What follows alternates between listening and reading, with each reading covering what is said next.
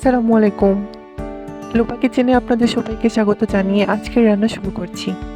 আজকের রেসিপি আলু দিয়ে ডিমের অমলেট কারি।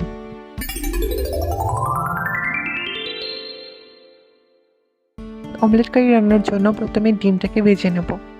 ডিম ভাজার জন্য নিয়েছি পেঁয়াজ কুচি, মরিচ কুচি, ধনেপাতা কুচি, অল্প হলুদ এবং লবণ দিয়ে ভালোভাবে মেখে নিচ্ছি। এবার দুটো ডিম ভেঙে দিয়ে দেবো।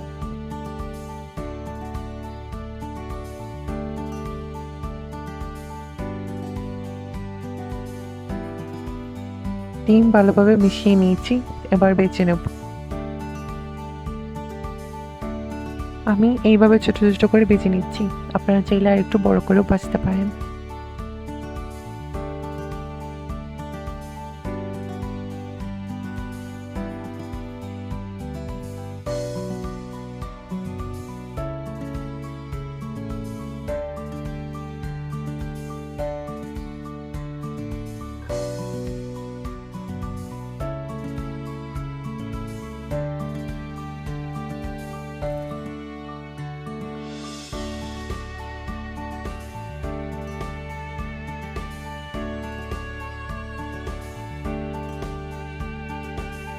এই তো ডিম ভাজা হয়ে গিয়েছে, এবার রান্না শুরু করব।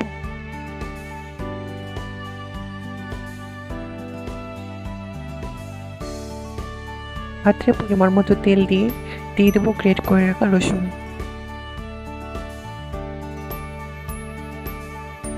রসুনের সাথে 1 চামচ লবণ দিয়ে দিচ্ছি, আপনারা চাইলে এই লবণটা পরেও দিতে পারেন।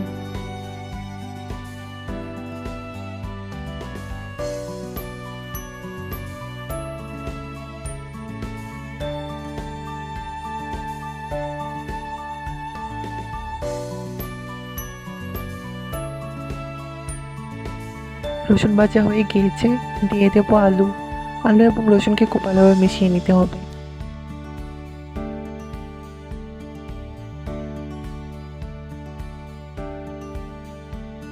মিশানো হয়ে গেলে দিয়ে দেবো গ্রেট করে রাখা পেঁয়াজ। এবার একে একে গুঁড়ো মশলা দিয়ে দেবো।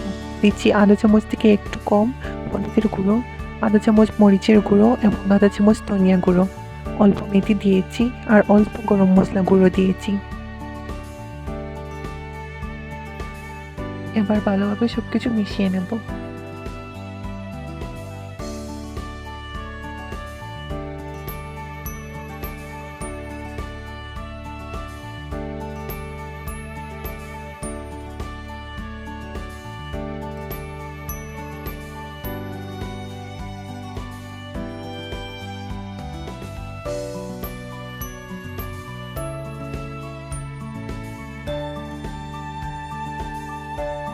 সবকিছু মেশানো হয়ে গিয়েছে, এবার অল্প পানি দিয়ে দেবো যাতে মশলা খুব ভালোভাবে কষে যায়।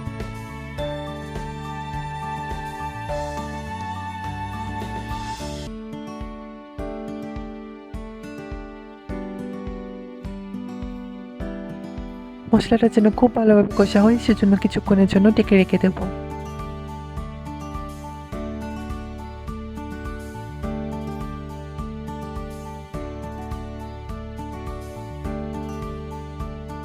দেখতেই পাচ্ছেন মশলা খুব ভালোভাবে কষে গিয়েছে। এবার পরিমাণ মতো পানি দিয়ে দেবো যাতে আলু খুব ভালোভাবে সেদ্ধ হয়ে যায়।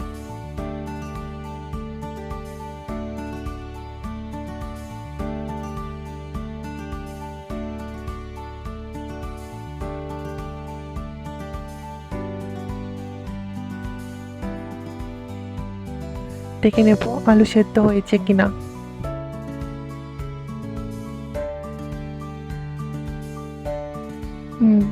আলু সেদ্ধ হয়ে গিয়েছে, এবার বেঁচে রাখা ডিমগুলো দিয়ে দেব।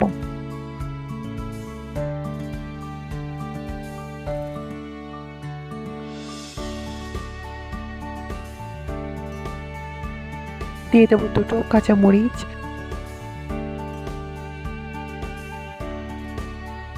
আর ধনেপাতা কুচি। সবকিছু মিশিয়ে নিলেই রেডি আমাদের আলু দিয়ে ডিম অমলেটের কারি। আপনারা অবশ্যই বাসায় এটা ট্রাই করবেন এবং যদি ভালো লেগে থাকে অবশ্যই আমাকে জানাবেন। আমার চ্যানেলটা প্লিজ সাবস্ক্রাইব করবেন, আমার পাশে থাকবেন। ধন্যবাদ।